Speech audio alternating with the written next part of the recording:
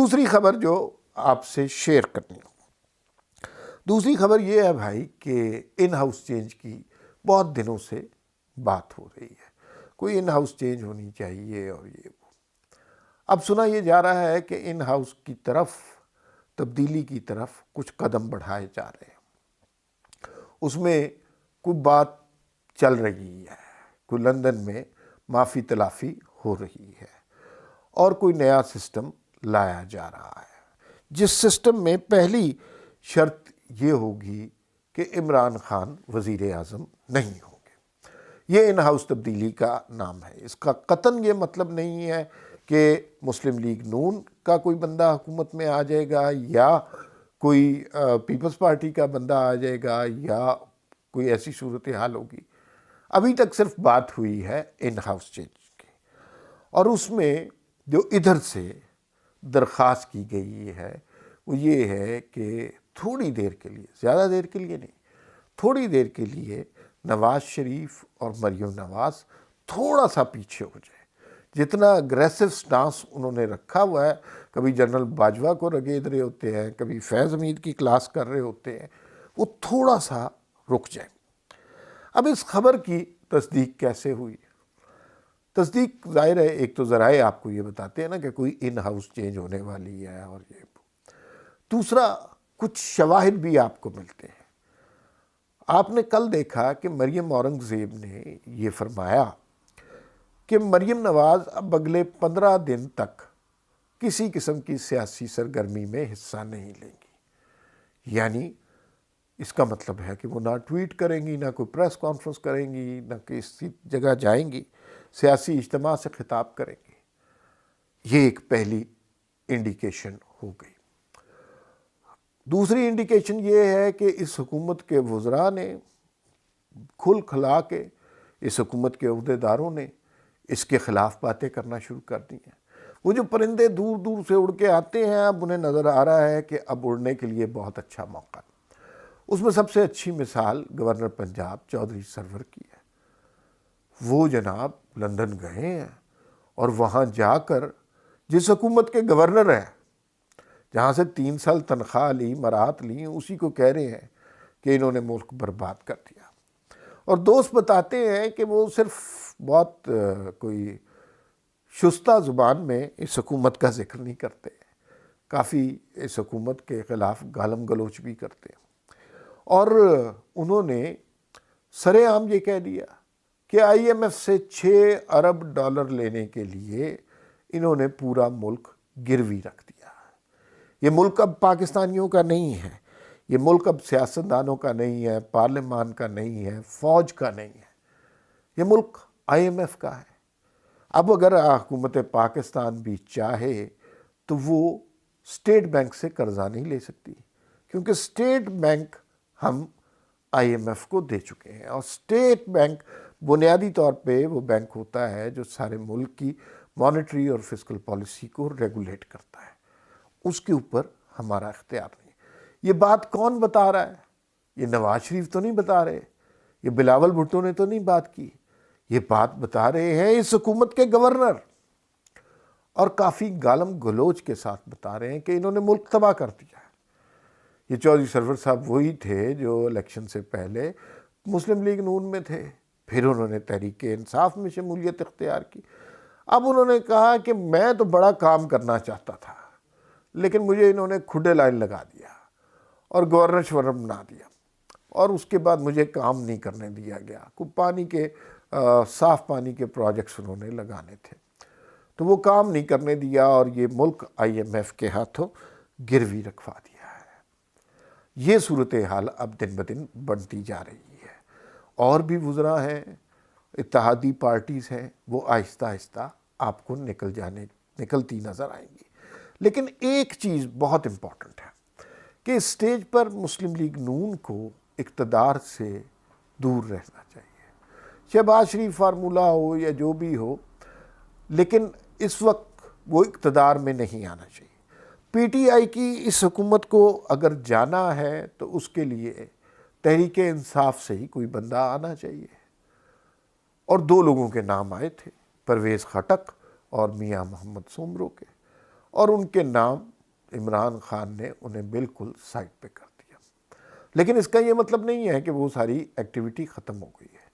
ہمارے ہاں ایسا ہی ہوتا ہے، غلط بات ہے، لیکن اچانک کوئی ایک گروپ ایمرج کر جائے گا اور وہ گروپ آ کر سارے معاملات سنبھال لے گا۔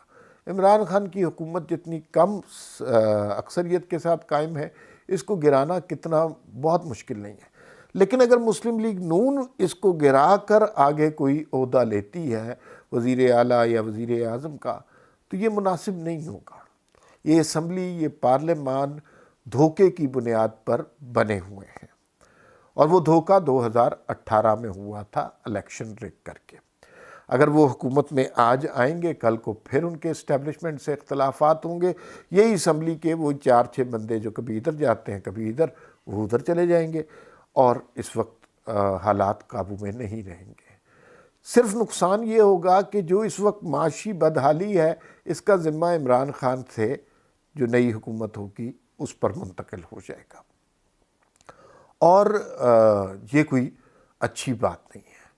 واحد حل جو ہے، جو ڈیموکریٹک سلوشن ہے، وہ یہ ہے کہ آپ نئے انتخابات کرائیں، لیکن نئے انتخابات میں کچھ باریکیاں ابھی موجود ہیں۔ مثلا پہلی بات تو یہ ہے کہ نئے انتخابات سے پہلے جو لوگ عمران خان کا پتہ صاف کرنا چاہتے ہیں، کہیں عمران خان ہی ان کا پتہ صاف نہ کر دیں۔ آپ بات کو سمجھ گئے ہوں گے۔ دوسری بات یہ ہے کہ اگلے نومبر میں باجوہ صاحب پھر کھڑے ہوں گے ایکسٹینشن کے لیے۔ نواز شریف کی حکومت ہوئی یا شہباز شریف کی حکومت ہوئی تو پھر ایکسٹینشن تو نہیں ملے گی، شاید ایکسٹینشن وقت کی ضرورت بھی بن جائے۔ تو اس کے لیے ضروری یہ ہے کہ تحریک، اگر ایکسٹینشن دینا جمہوریت کے لیے ضروری ہو جاتا ہے، بڑی انٹرسٹنگ سچویشن ہے، تو پھر اس کے لیے تحریک انصاف کا ہی کوئی گروپ بنایا جائے اور وہی لایا جائے۔ سوچا جا رہا ہے اسی پہ ہی کچھ کام ہو رہا ہے، اور تحریک انصاف کے اندر سے ہی کوئی تبدیلی لانے کی کوشش کی جا رہی ہے۔ لیکن حل یہ نہیں ہوگا، حل عام انتخابات ہوں گے۔ جہاں تک یہ بات ہے کہ نواز شریف اور مریم نواز سے تھوڑا سا اپنے گھوڑے روکنے کا ان سے ریکویسٹ کی گئی ہے، اور ریکویسٹ کی گئی ہے، یقین مانیے بڑی مشکلوں سے ریکویسٹ کی گئی ہے، ورنہ جس رفتار سے نواز شریف اور مریم نواز جا رہے تھے، اور جتنا بیک فٹ پہ اسٹیبلشمنٹ ہو گئی تھی، تو یہ سارا سسٹم لپیٹا بھی جا سکتا تھا۔ اسٹیبلشمنٹ کا رول جو ہے وہ بہت بری طرح ختم ہو سکتا تھا۔ ابھی ان کا رول کچھ نہ کچھ باقی ہے، اور کہا یہ جا رہا ہے کہ ان کا رول ہوگا الیکشن تک۔ الیکشن وہ کروائیں گے، اور اس میں شفاف الیکشن یقینی بنوائیں گے۔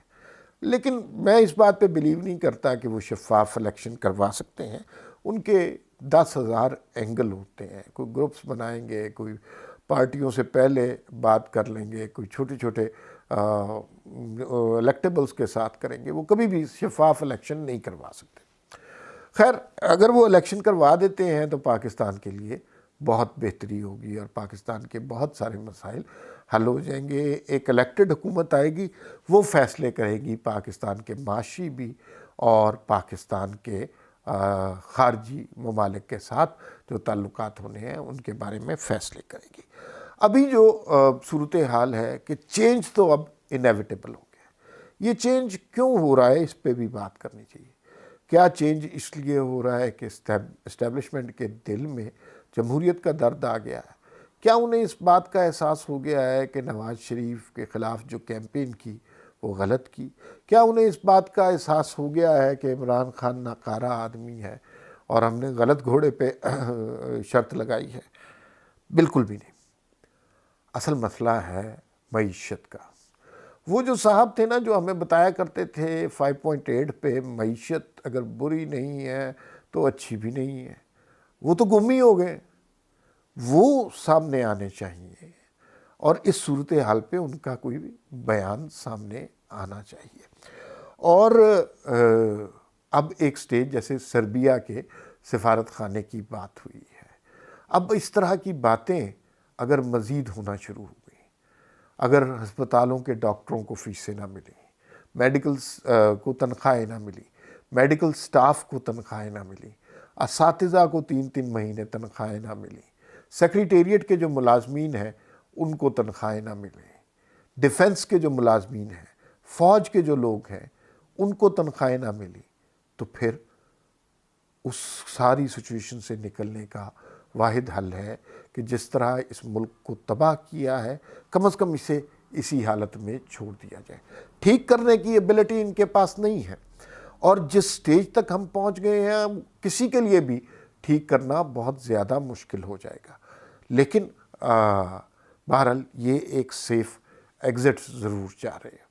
تو وہ سیف ایگزٹ یہی ہو سکتا ہے کہ آپ ملک میں الیکشن کروا دیں، اور جیسے ہی ملک میں الیکشن ہوں گے آپ کافی زیادہ صورتحال بدلی ہوئی دیکھ رہیں گے۔ نواز شریف اور مریم نواز کا یہ معاملہ ہے، ایسا نہیں ہے کہ وہ ملکی سیاست سے ہمیشہ کے لیے آؤٹ ہو گئے ہیں، یا اب ان کی پارٹی میں یا پارلیمان میں یا پولیٹیکل ویلیو نہیں ہے، لیکن اگلے چند دنوں میں آپ یہ دیکھیں گے کہ وہ تھوڑا سا بیک فٹ پہ جانا تو درست نہیں ہے، تھوڑا سا خاموش رہیں گے، اور ان کے لیے سانس لینے کے لیے یہی بہت کافی ہے، کیونکہ ان کے اپنے لوگ جو ان کو آج کل کہہ رہے ہیں وہ کافی برا بھلا ہے، اور ان کے ساتھ کافی بری ہو رہی ہے، اور دنیا میں جس طرح سے پاکستان کی بدنامی ہو رہی ہے اس کے بعد اب یہ لگتا ہے کہ اب تو جانیں بچا رہے ہیں نا، اب عزت بچا رہے ہیں، اور اب